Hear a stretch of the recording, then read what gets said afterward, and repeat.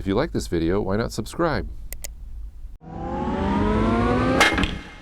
Hey everybody, welcome back to the Frugal Filmmaker Q&A. That's the show where you send me your questions and I make an attempt at answering them. If you'd like your question read on the show, please send it to the frugalfilmmaker@gmail.com. That's the best chance you'll have on getting it read on the show. Or you can leave a comment below, or you can send me a message at Frugal Filmmaker on Twitter. The first thing I should probably point out is the change of surroundings. As most of you know, I usually shoot the Q&A show in my living room against a shelf of DVDs, and there's a picture behind me. But now I'm back in the Frugal studio doing the show because the living room is sort of going through a transformation currently, about which you'll know more about in the near future.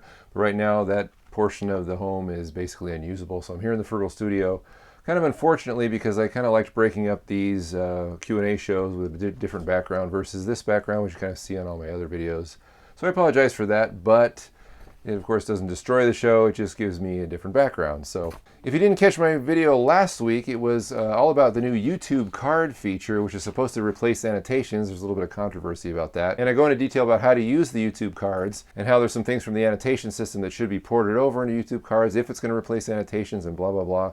So check out that video if you're interested and if you're a YouTube creator that uses that sort of thing, YouTube annotations. Anyway, on with the questions. The first question we have is an email from Matt Haslam, who says, I come from an area with little or to no arts or entertainment. So do you have any suggestions on where freelance videographers like me can turn to for either full-time, part-time work or other sources of freelance work? Well, the first thing that comes to mind is kind of moving away from entertainment and maybe more toward corporate or personal work, meaning weddings. Everyone's always getting married, and I realize weddings isn't probably the most favorite thing for anyone to do. I'm not a huge fan of doing weddings either, but people are always getting married, and that's the way to make money. You can also try and do something that's maybe kind of documentary, sort of family history oriented, meaning that as family members get older, I know that some people like to have these more elaborate birthday gifts, kind of a family history video where you can go and interview the family's members, and they can tell stories about the person who's celebrating the 75th birthday, something like that.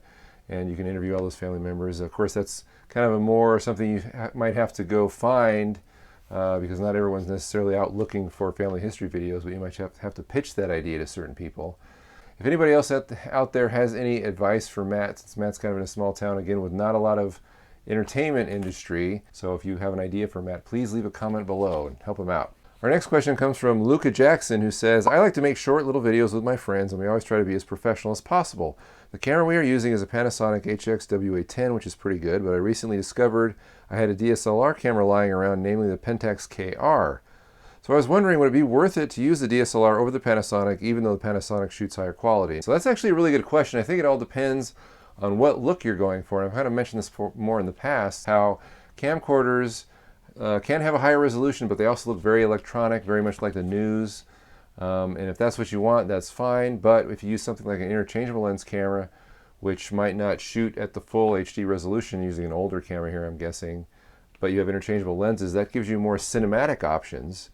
And it probably might not look as electronic-y as the camcorder. So if it were me personally, I would shoot, I would use the Pentax if I was doing something that was a narrative or more cinematic. Then I would use the camcorder for something that was more of a documentary. Of course, you can always shoot more documentary stuff or any documentary stuff on a DSLR or an interchangeable lens camera. In my opinion, higher resolution doesn't take priority over flexibility. I think that it's great to have as sharp a picture as possible, but if it's going to look really electronic and not as cinematic, I would go for the interchangeable lens camera every time. All right, Tom Tyus says, I get a bit confused with frame rates on video cameras. How about a short discussion on Video 101 stuff about frame rates and scanning techniques?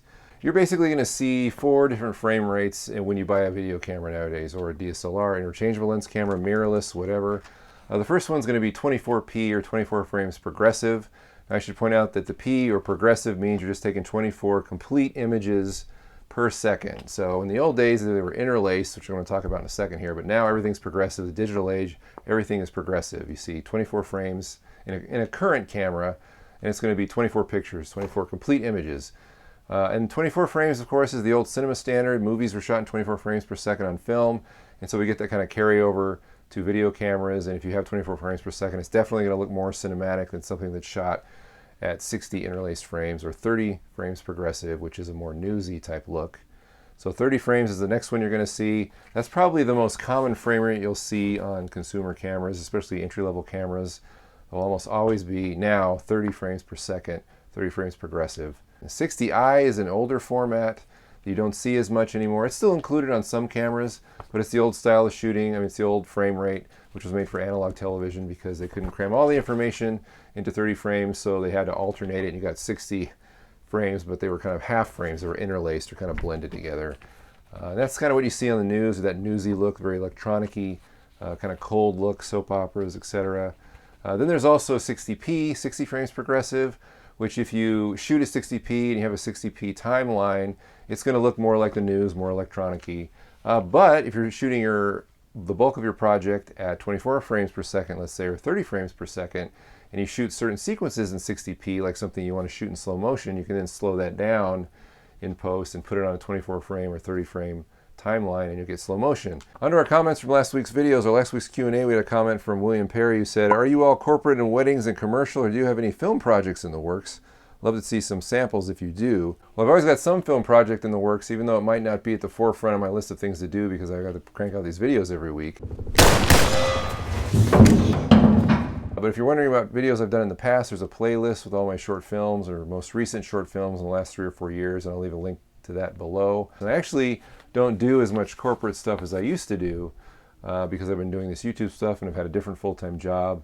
And so I've sort of been able to pursue more filmmaking narrative style projects, which I really enjoy. You want me to sleep on the couch? No. I'll sleep on the couch. That's okay. You want me to get a hotel? John. That's what I'll do. I'll sleep in a hotel. John.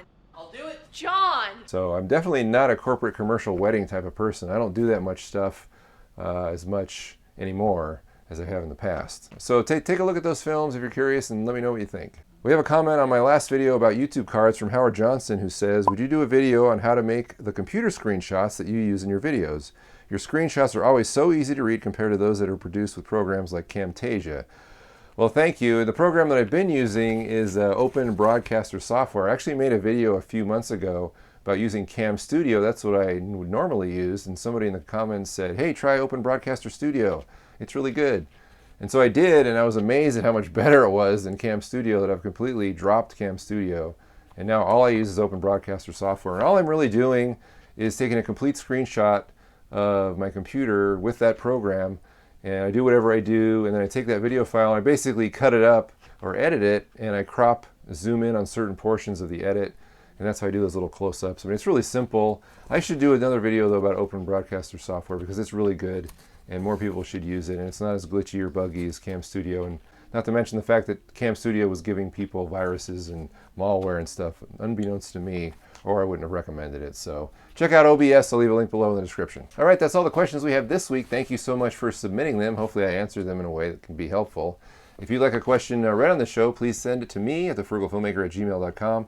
That's the best chance you have of getting it read on this show, or you can leave a comment below, or you can send me a message on Twitter at @frugalfilmmaker. So again, thanks for watching, and we'll see you this next week with another video, and then the following Monday with another Q&A. Bye-bye.